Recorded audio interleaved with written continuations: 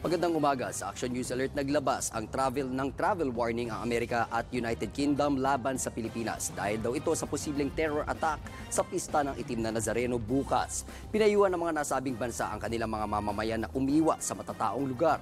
Nagpaalala din ng US Embassy na sarado ang kanilang opisina bukas.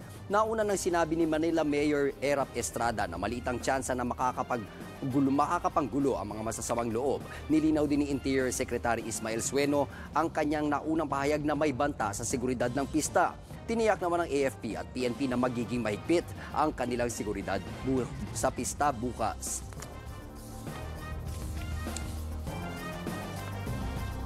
Samantala, napanatili ng bagyong Auring ang kanyang lakas habang papalapit sa kalupaan.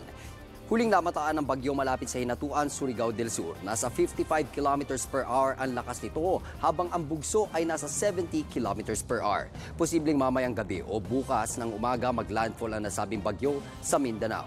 Nasa ilalim ng signal number 1 ang Bohol, Siquijor, Negros Provinces, Southern Leyte, Cebu, Agusan del Sur, Agusan del Norte, Surigao del Sur, Surigao del Norte, Siargao Island, Dinagat Province, Misamis Oriental, Misamis Occidental, Bukidnon, Camiguin, Davao del Norte, Northern Davao Oriental, Northern Zamboanga del Norte, Lanao del Norte, Northern Lanao del Norte at Compostela Valley.